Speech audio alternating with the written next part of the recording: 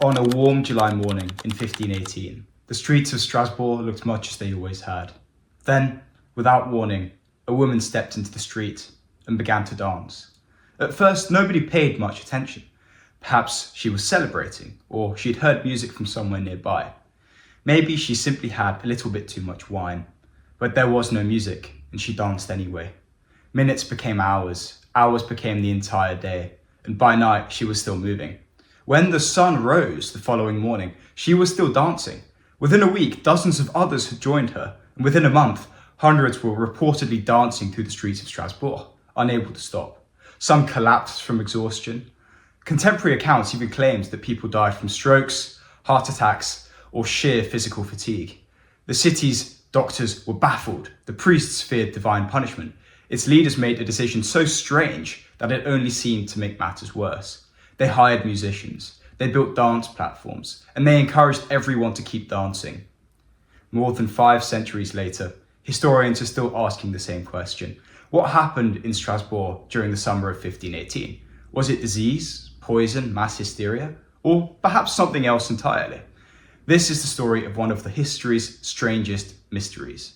To understand why the dancing plague happened, we first need to understand the world in which it occurred. Strasbourg, located along the bank of the Rhine River, was one of the most prosperous cities in the Holy Roman Empire. Today it lies in eastern France, but at the time it was a free imperial city, therefore a place of thriving trade and busy marketplaces, which basically connected northern and southern Europe. However, society was under enormous strain. The years leading up to 1518 had been exceptionally difficult. Harvests had failed across parts of the region, food shortages drove up prices, and many families simply struggled to feed themselves.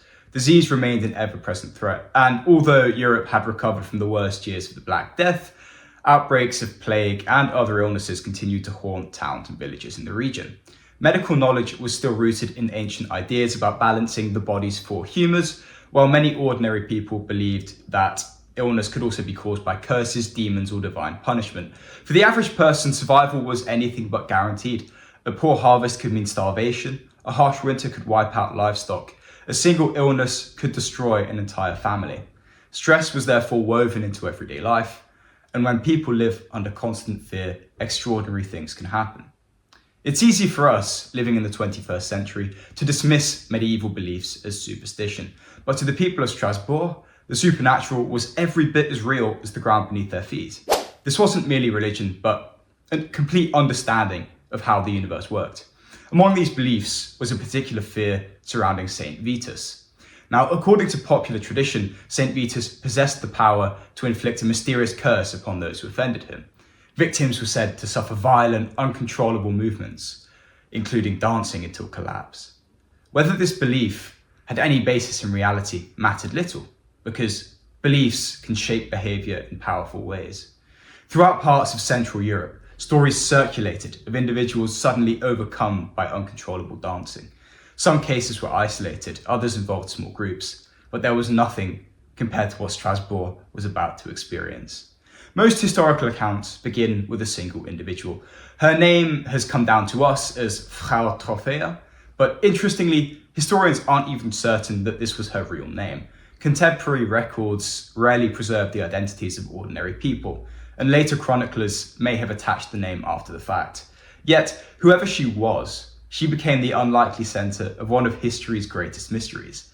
Sometime in mid-July 1518, she walked into one of Strasbourg's streets and began to dance. Witnesses watched in confusion.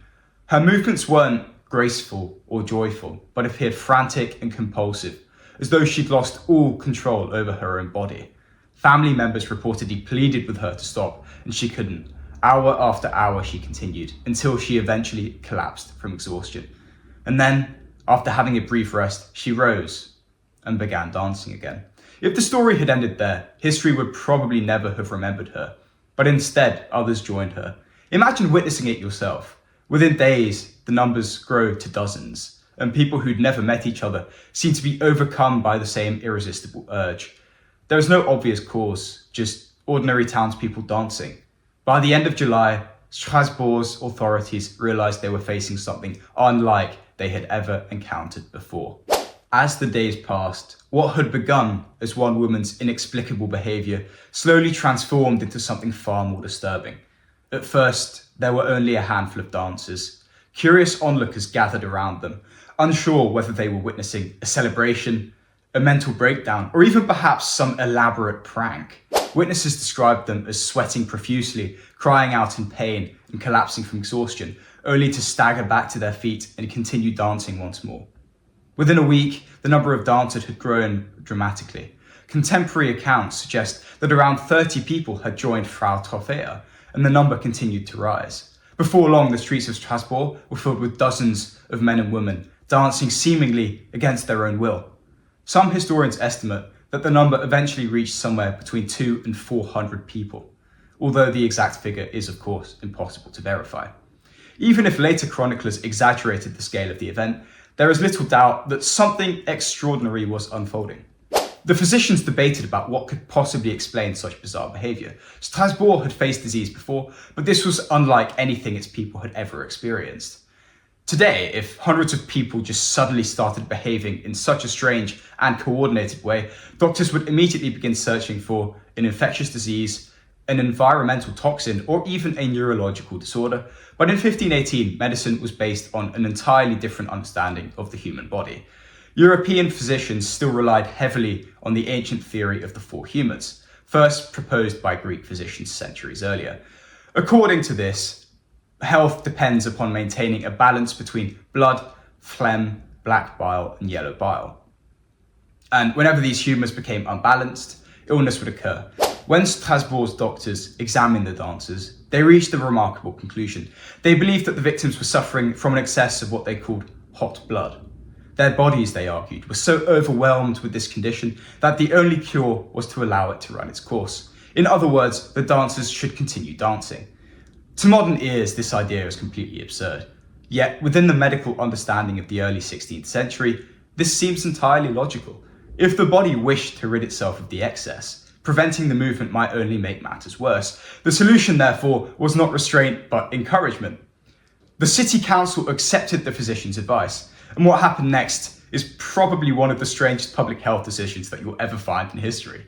Rather than isolating dancers or attempting to restrain them, Strasbourg's authorities organised spaces where they could continue their relentless movement. Wooden platforms were constructed in public squares, professional musicians were hired to provide music, drummers and pipers played while the afflicted danced themselves into complete exhaustion. In some accounts, even strong men were employed to keep the exhausted dancers upright so they could continue to move. The intention was simple. If the victims danced until the illness had completely left their bodies, perhaps they would finally recover. Instead, the opposite appeared to happen. The more people danced, the more dancers appeared. As summer wore on, the physical toll became impossible to ignore. Chroniclers writing at the time claimed that people died from strokes, heart attacks, and sheer exhaustion. One often repeated account even suggests that as many as 15 people died each day during the height of the outbreak.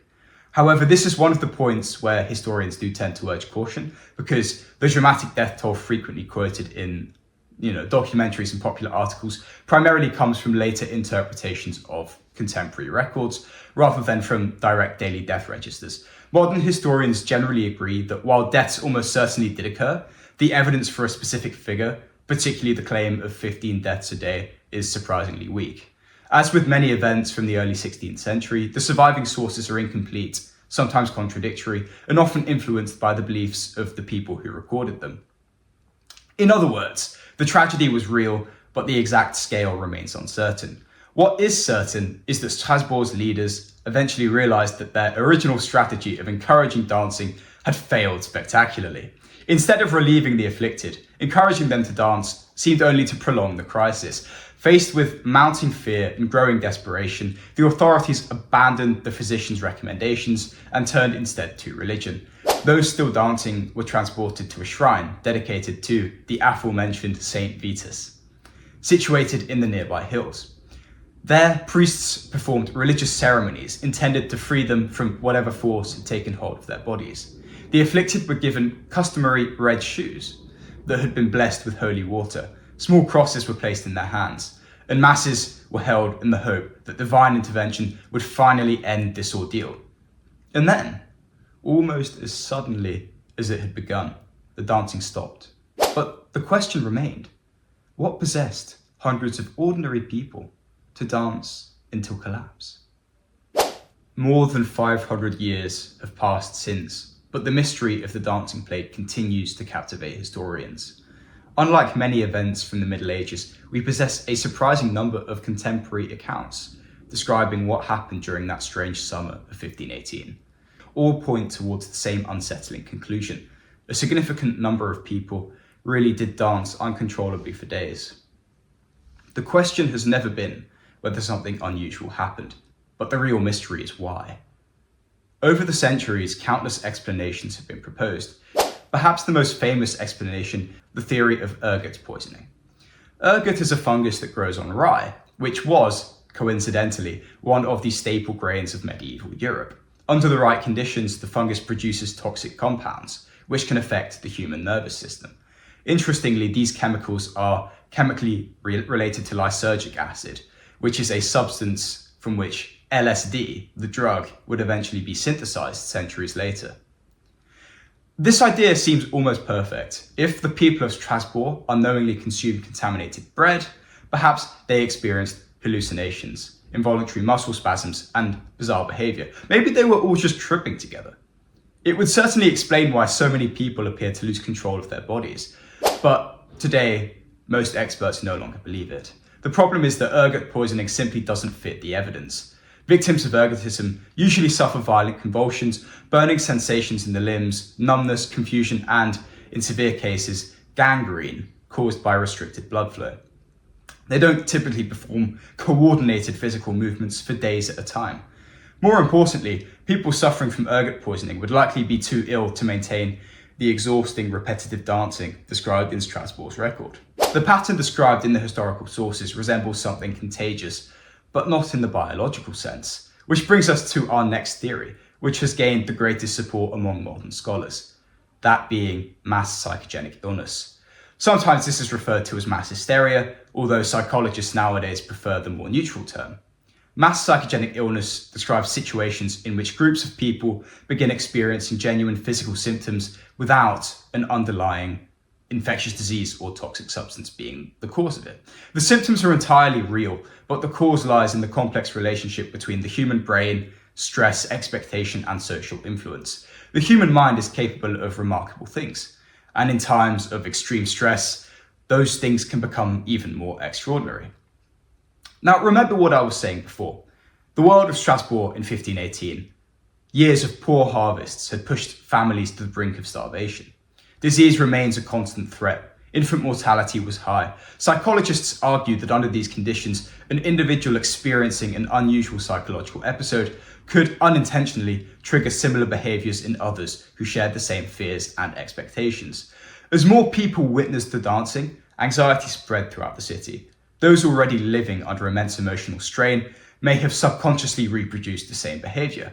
In effect, the fear itself became contagious. But there is another piece of the puzzle, St. Vitus. Long before the events of 1518, St. Vitus had become associated with involuntary movement disorders. Throughout parts of Central Europe, people believed that angering the saint could result in uncontrollable dancing, trembling, or convulsions. Pilgrimages to shrines dedicated to St. Vitus were believed to cure those afflicted. This belief may explain one of the strangest moments in Strasbourg's response. When the authorities finally abandoned the physician's advice and transported the dancers to St. Vitus's shrine, the outbreak actually came to an end. Did the pilgrimage possess supernatural power? Perhaps, but probably not. If the dancers sincerely believed that they were receiving the cure, then the ritual itself may have provided exactly the psychological release that they needed. In modern medicine, we recognize the extraordinary influence that expectation can have on the body. Placebo can reduce pain, anxiety can produce genuine physical symptoms, and belief alone can often alter our perceptions of illness in remarkable ways.